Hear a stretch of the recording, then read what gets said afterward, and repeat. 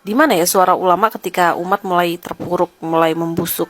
Kita sedang menyaksikan kehancuran umat di depan mata, bukan karena kafir menyerang, tapi karena ulama memilih diam. Ketika korupsi menggila, ekonomi disandera riba, alam dieksploitasi tanpa ampun, rakyat dicekik harga dan ketidakadilan hukum makin brutal, suara ulama tak terdengar, hening. Padahal Islam punya semua solusinya dan yang paling paham terkait hal ini adalah ulama. Ironis, ulama hari ini lebih suka membahas kait bab tayamum sambil menutup mata atas jeritan kaum papa yang tak bisa beli beras. Mereka sibuk mengurai makna ikhlas tapi abai melihat perut santri dan petani yang dikosongkan sistem ekonomi kapitalis yang zalim. Mereka panjang lebar menjelaskan fadhailul amal tapi tak pernah menyinggung sistem sekuler yang mencampakkan hukum Allah. Ulama diam saat negara dikuasai riba, ulama diam saat SDA dijual ke asing, ulama diam saat hukum hanya tajam ke rakyat kecil. Ulama diam saat moral remaja hancur karena liberalisme. Yang mereka bicarakan hanyalah sabar, sabar, sabar.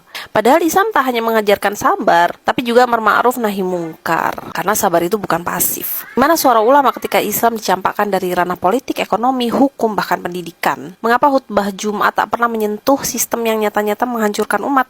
Mengapa mimbar hanya bicara akhlak individual, bukan akhlak negara? Apakah mereka takut atau sudah terlalu nyaman dengan dunia? Ternyata penyakit wahan itu memang nyata ya. Wahai para ulama, jika kalian diam ketika kebenaran diinjak, maka umat akan mencari suara kebenaran di tempat lain. Bahkan mungkin pada orang yang tak layak. Jangan heran jika akhirnya umat kehilangan arah, karena kalian tak memberikan arah. Sudah cukup umat ini dininabobokan dengan ceramah motivasi kosong dan menjemukan. Sudah cukup agama dipersempit, jadi urusan sajadah saja. Islam itu solusi total, Islam itu ideologi. Dan Anda, para ulama, seharusnya jadi pembawa obornya. Jika kalian tak bersuara, lalu siapa lagi yang akan membangunkan umat dari tidur panjangnya? Apakah kami orang-orang bodoh ini yang harus terus bicara?